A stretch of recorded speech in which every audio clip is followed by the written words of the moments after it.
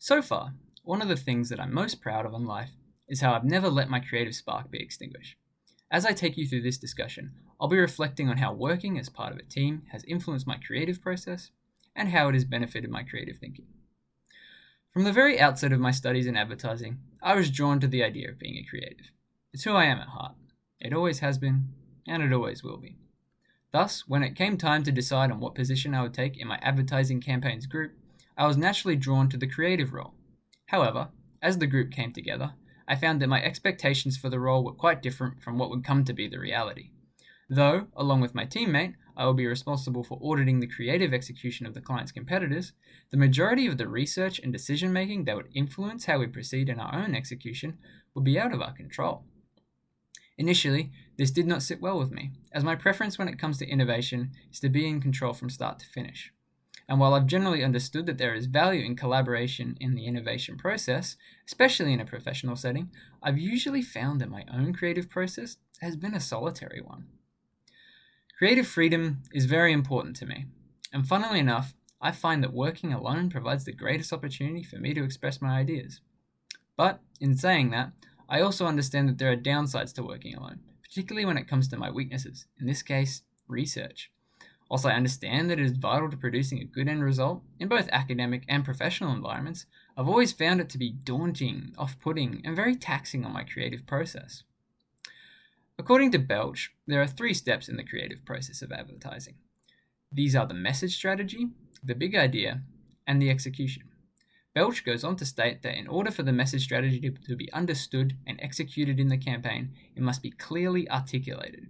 Over the course of my studies, I've come to discover that in order to create a message strategy that is clearly articulated, you need good research. Needless to say, this is the biggest roadblock in my own creative process. Yet despite my shortcomings in this area, in the past, I've always tried my hardest to improve, sometimes to the point where I lose drive and innovation. I've done this, in spite of all the evidence to the contrary, because I believed it would improve my creative process. As I've progressed through this semester, however, I've come to realize that I need to spend less time working on my weaknesses and start playing to my strengths instead. According to Turnbull, creativity is seen to be the key to successful advertising, which means that I need to be at the top of my game in order for my group to succeed. This has involved me accepting that I have to relinquish parts of the creative process that felt essential to me. But honestly, having experienced what it's like to have the majority of research and decision making made for me, I'd never go back. At first, I thought that relying on others' work would feel constricting. Instead, though, I found it to be invigorating. As the planning process was underway, the planning team provided us with small tidbits and insights into their finds. Instead of concerning myself with media planning or coming up with advertising objectives, I found that I was entirely focused on the creative execution. At the time of filming, the findings of the planners have been available for about a week, and already my teammate and I have been through a thorough process of brainstorming and ideation. According to Kotzias, creativity is nothing more than taking something ordinary and looking at it from an extraordinary point of view.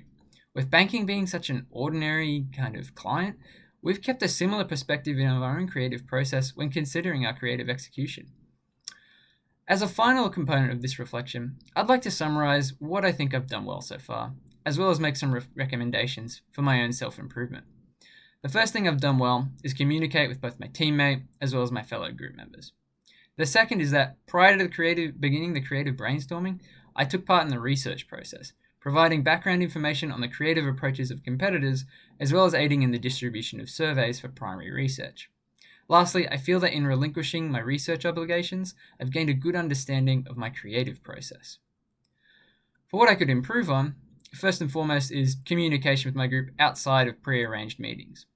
Second is improved communication with the other departments of the group, just to get what they're thinking, to be honest. Finally, probably the biggest idea I need to work on really is using my time efficiently and improving my personal organizational skills. Though I'm happy with how we've progressed so far, there's still a long way to go in this role, and I look forward to meeting the challenges ahead.